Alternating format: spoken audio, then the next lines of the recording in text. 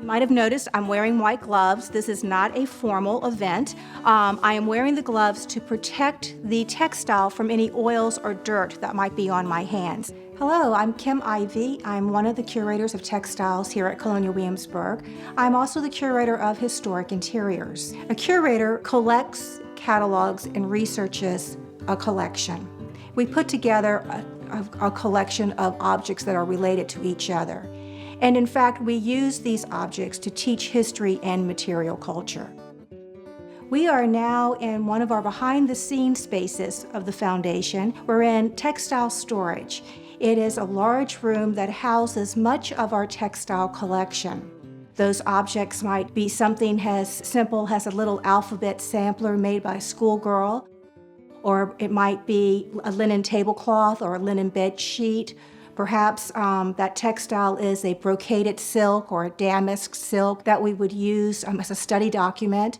We also house in this large room bed coverings such as woven coverlets and quilts and stenciled and patterned counterpanes of different types. You would also find in here some costumes and costume accessories. So we really do have quite a large and extensive collection of textiles within the foundation. They range from anywhere as early as 1600 and even a little earlier, all the way up to about 1990. Here we have a whole drawer of needlework pocketbooks. These were the types of objects that were made by females for male relatives, often made by a wife for her husband or a daughter for her father. We used the textile somewhat like a rare books library. And that's basically how we think about this collection here. It's relatively small in comparison to other museums, but we like it that way. It means that these objects are known by us. We actually know them quite intimately. This Irish stitch pocketbook was owned by Ezekiel Teal.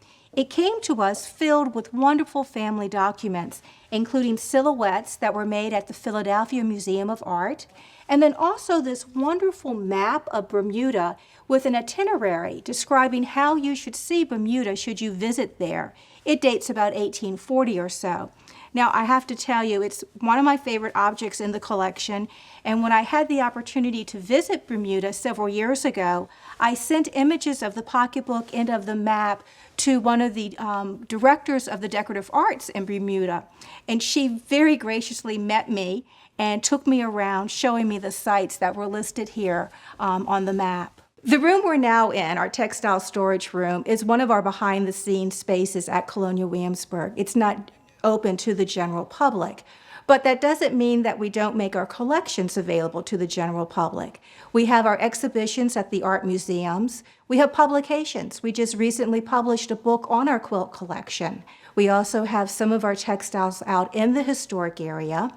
The reproductions that are textiles that are out in our historic area are based on the antiques here in the collection. Well, I'm standing here next to a half-scale reproduction bedstead. It's been outfitted with reproduction bed hangings all the way from a wonderful little top valance here, the curtains, the base valances, the hand-hemmed sheets, linen sheets that have been embroidered with the initials of the pretend owner.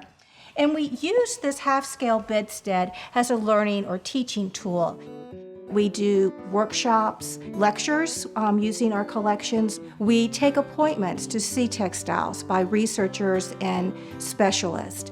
We also make the collection available through eMuseum for you to research. So even though the entire collection is not out on display for our visitors to see, they do learn about our collection and see it in a number of other ways. We have our wig shop, our milliners, our staff from the Costume Design Center, and our tailors also are often here looking at our costumes and studying them to help them know how to make the reproductions that we see out in the historic area. Another department that we often find here is our products division. They will look at our quilts and coverlets and at our document textiles such as brocaded silks or damask silks, and they will be inspired. They'll use these antiques to inspire them. Wallpaper is sometimes taken after some of our damask patterns. We have in the textile collection over 9,000 objects. We're fortunate in that our objects, our conservators, and our curators are all located together in one building, so we can all work together as a team.